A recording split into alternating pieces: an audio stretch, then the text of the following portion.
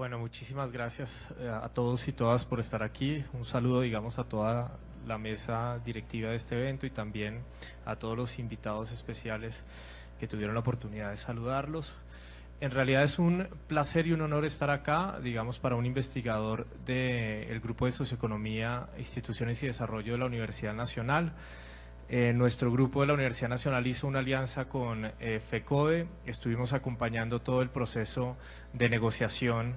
que se dio en el contexto de la presentación del pliego de peticiones por parte de FECODE en el primer semestre de este año.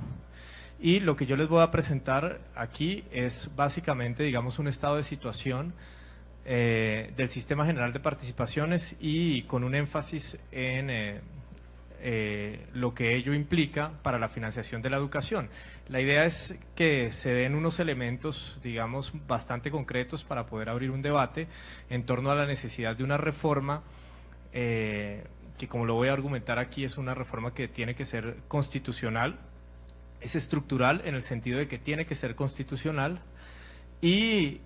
pues que necesariamente va a convocar pues un debate y la participación de muchísimos actores, no solamente del sector educativo, sino también de otros sectores, y es muy especial y particularmente a los actores de los niveles territoriales de gobierno.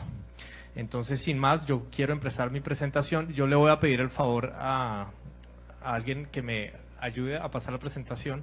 cosa que lo hace un poquito más tranquilo y más dinámico. Bueno, lo primero que hay que decir es que la Constitución del 91, con respecto al derecho a la educación o a la educación, genera dos cambios fundamentales. El primero de ellos es que lo consagra la educación como un derecho humano y un derecho fundamental del ordenamiento institucional colombiano. Eso se hace en el artículo 67, pero no solamente en el artículo 67, sino también en aquellos artículos que dan primacía a los pactos internacionales de derechos humanos en el orden institucional, en el orden legal. Digamos, en principio, toda norma internacional que ha sido pactada, firmada y ratificada por Colombia entra a tener una mayor importancia que cualquier otra norma legal colombiana en caso de que haya algún tipo de contradicción, pero incluso que la misma Constitución. Incluso si existiesen artículos de la Constitución que fuesen contravinientes a los pactos internacionales de derechos humanos, la misma Constitución les da prelación a estos últimos. Y eso es importante señalarlo porque, por ejemplo, la gratuidad de la educación hoy en Colombia, lo que conocemos como gratuidad, fue el resultado precisamente de una demanda ciudadana de una red que se llama la Coalición Colombiana por el Derecho a la Educación, donde también participaba FECODE, reclamando la violación de el Pacto Internacional de Derechos Económicos y Sociales, el PIDESC, que fue firmado en el año 66 y ratificado en el año 76 por Colombia, y que estaba siendo violado precisamente por uno de los parágrafos del artículo 67 de la Constitución, porque si bien la Constitución elevó a un derecho fundamental la educación, a renglón seguido decía que se le podía cobrar a las familias en los colegios públicos siempre y cuando tuviesen, digamos, los medios para poderla pagar. Y fue precisamente una demanda ciudadana ante la Corte Constitucional y un fallo de la Corte Constitucional que le ordenó al gobierno que por lo menos en el ciclo fundamental, que iba desde el preescolar hasta la educación media, fuera prohibido cobrar cuotas escolares. De ahí es de donde viene la gratuidad de la educación en Colombia, que hoy en día es una política que se ha generalizado hasta el grado 10º y 11 y que le traslada cerca, aquí me podrán corregir porque pues está el Ministerio de Educación, tiene las cifras, pero que traslada más de 400.000 millones de pesos al año dirigidos a las escuelas públicas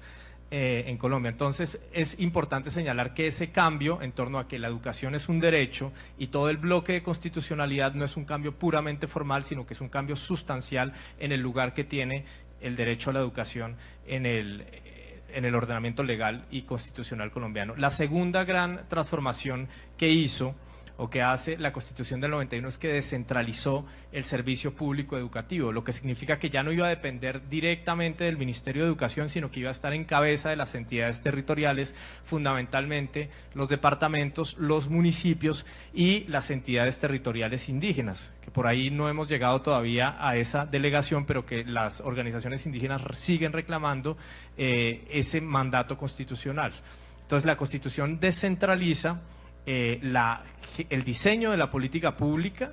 y la gestión y la provisión del sector educativo, obviamente en el marco de la regulación del orden nacional, la inspección y vigilancia del orden nacional. Ahora, hay que decir que este cambio descentralizador no es marginal en la Constitución, sino que la descentralización se operó no solamente sobre el servicio público educativo, sino también sobre otros servicios públicos esenciales. Yo diría, o uno diría, sobre los principales servicios públicos esenciales, la Constitución del 91 operó la descentralización. Y por eso es que precisamente en el primer artículo de la Constitución la descentralización aparece como uno de los valores y principios fundamentales de nuestro ordenamiento constitucional. Ustedes la podrán ver allí que en la misma definición de lo que es Colombia, como un Estado social de derecho que está organizado en forma de república unitaria, inmediatamente seguido se dice que es descentralizada y con autonomía de sus entidades territoriales. Y esto se va a concretar en todo un capítulo de la Constitución, que es el capítulo 4 de la Constitución, que empieza con dos artículos, el 356 y el 357, donde se determina con precisión cuáles son las competencias que se iban a descentralizar, que se iban a enviar en cabeza de municipios y departamentos, y la contrapartida de esa delegación de competencias. ¿Que cuál era la contrapartida? Pues la delegación de recursos. Entonces, en la Constitución del 91, en esos dos artículos, se manifiesta que deberían ser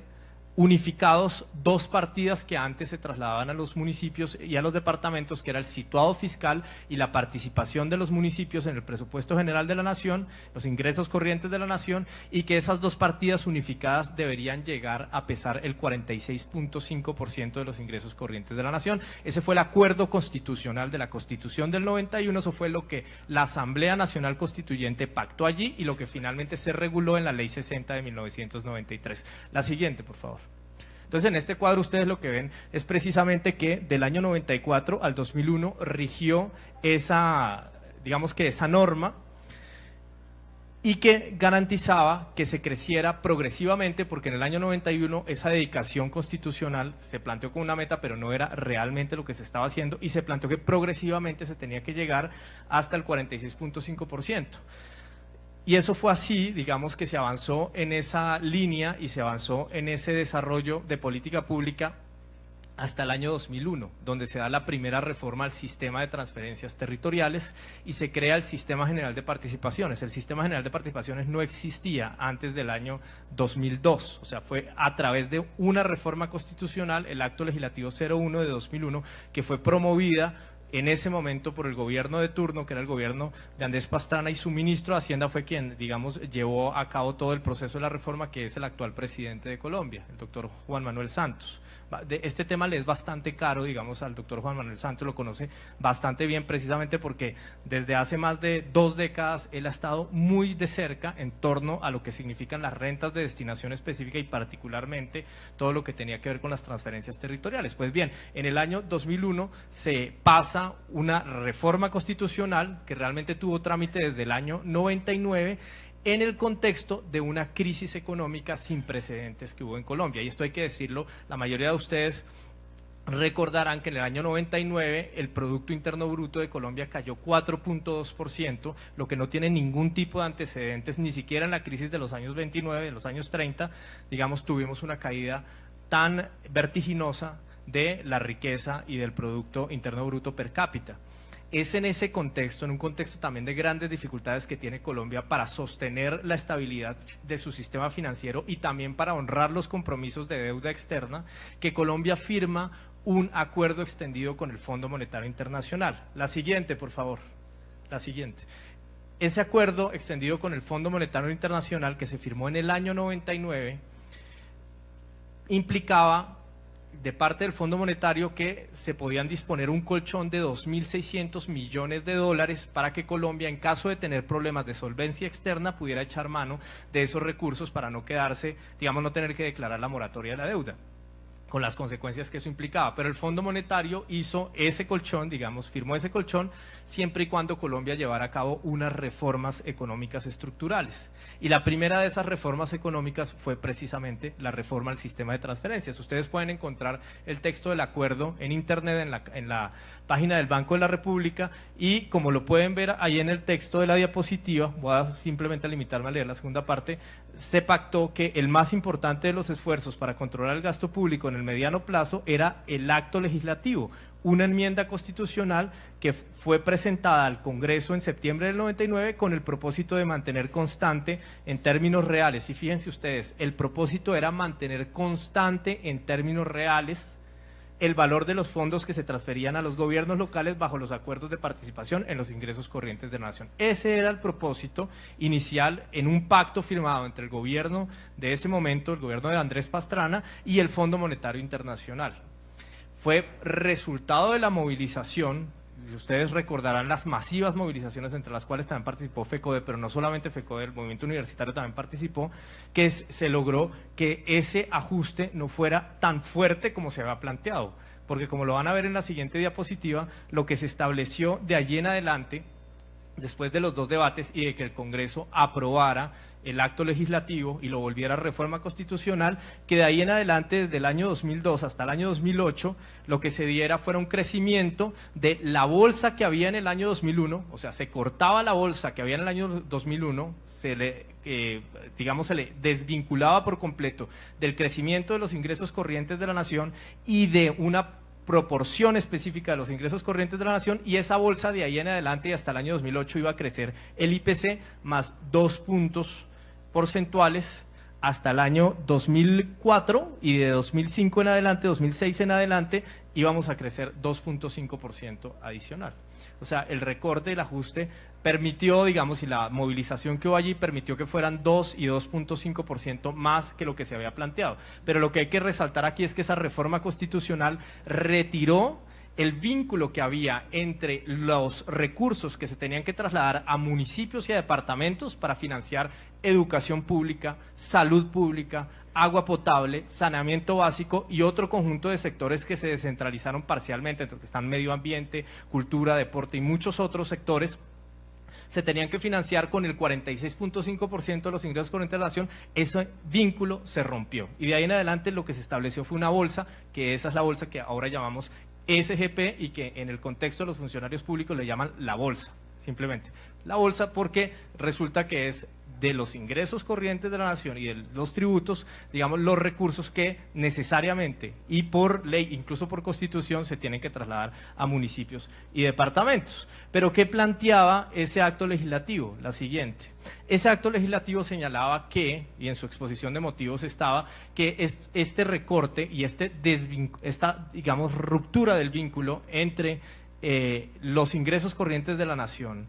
y las transferencias territoriales se daba en virtud de una situación que era coyuntural, que era la mayor crisis económica que había tenido Colombia, digamos, en todo el siglo. Entonces, en ese contexto se justificaba que se hacía un recorte que era transitorio, y fíjense ustedes que la reforma constitucional dejó un parágrafo transitorio, que era el número 3, que decía que al finalizar el periodo de transición, que iba hasta el año 2007, el porcentaje de los ingresos corrientes de la nación destinados para el Sistema General de Participaciones, creado en ese momento, la Bolsa, sería como mínimo el porcentaje que constitucionalmente se había transferido en el año 2001.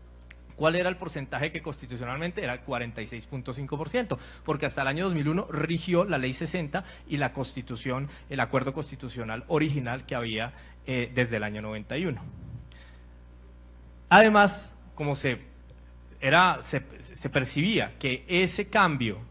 ese retornar nuevamente al acuerdo constitucional iba a implicar un salto en los recursos, se dejaba a iniciativa del Congreso, esto también es texto de ese primer acto legislativo y fue la Constitución hasta el año 2007, se establecería que el Congreso establecería la gradualidad del incremento autorizado en el parágrafo anterior, o sea, estaba absolutamente claro que lo que se pactó en el año 2001 en el Congreso era que se hacía un recorte temporal y a partir del año 2008 se retornaba al acuerdo constitucional, en particular porque no había ninguna razón para romper el acuerdo de los constituyentes. Recuerden ustedes que la Constitución del 91 fue el resultado de la reinserción de 3 movimientos insurgentes, por lo menos, y además de un debate nacional enorme desde las regiones en donde se planteó que Colombia no podía seguir siendo centralizada porque eso había generado un atraso sistemático en buena parte de los territorios del país. Entonces no existía ninguna razón de fondo, sino solo razones coyunturales para que ese acuerdo del 46.5%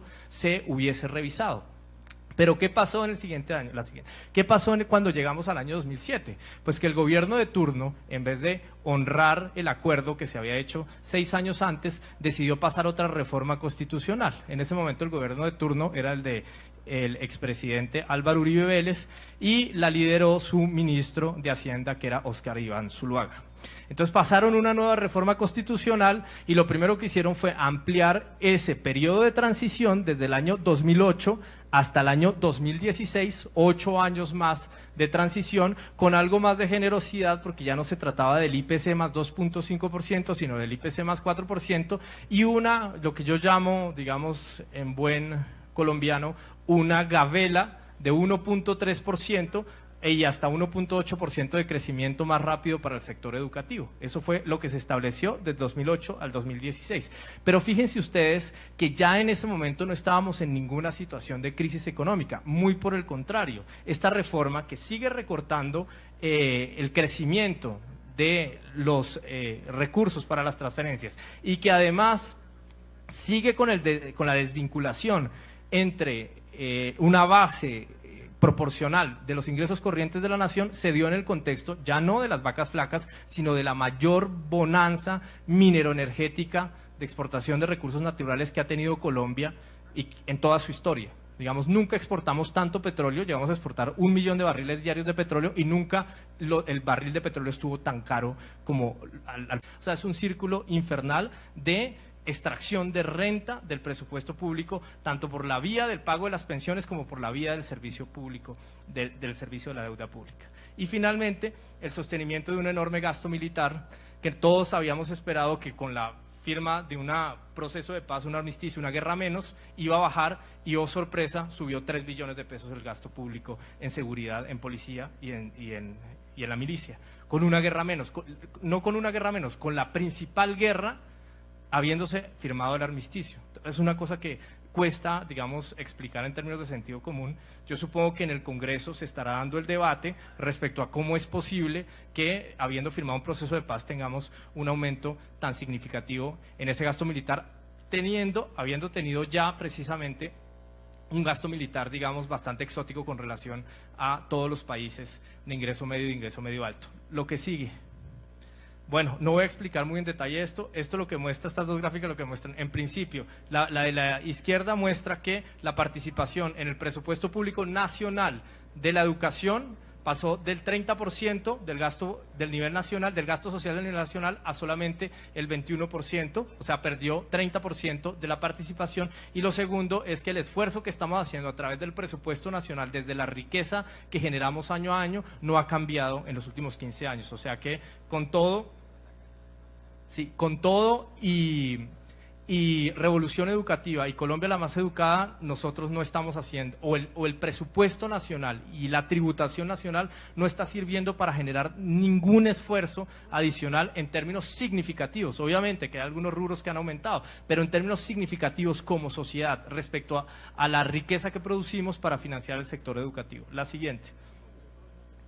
Y eso se expresa pues muy claramente en las comparaciones internacionales. Estas dos gráficas son gráficas de la OCDE y muestran cómo Colombia gasta 7 veces menos en educación primaria que el promedio de países de la OCDE, y en los países de la OCDE no están solo los países ricos o súper ricos, sino están también los países de ingreso medio alto que están afiliados en la OCDE, que están en ese club. Ese promedio da $8.296 al año en primaria, mientras que Colombia gasta $1.094 al año en primaria. Estas son información, ahí está la fuente del año 2011